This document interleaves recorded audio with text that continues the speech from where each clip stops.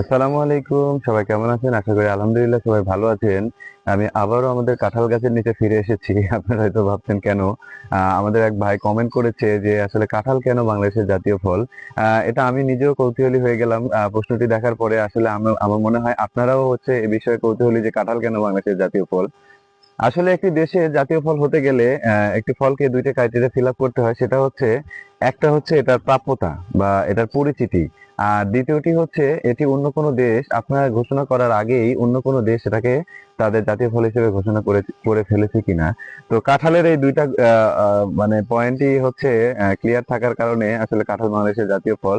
কারণ ১৯৮৪ সালে যখন কাঁঠাল বাংলাদেশের জাতীয় ফল হিসেবে ঘোষণা করা হয়, তখন থেকে শুরু করে এখন পর্যন্ত কাঁঠাল কিন্তু বাংলাদেশের মানুষের মাঝে খুবই সুপরিচিত এবং আমরা এটা সুলভ মূল্যেও পেয়ে থাকি বা সবাই এটা হাতের নাগালে পাওয়া যায় কাঁঠালকে। এবং অন্য কোনো দেশ কাঁঠালকে আসলে এর আগে জাতীয় ফল হিসেবে ঘোষণা করে নাই, তাই কাঁঠাল বাংলাদেশের জাতীয় ফল। কাঁঠাল ব্যতীত অন্য ফল যেমন আমরা চিন্তা করতে পারি, বাংলাদেশে আমও তো আসলে খুব সহজে হাতের নাগালে পাওয়া যায়, তাহলে আম কেন বাংলাদেশের জাতীয় ফল না?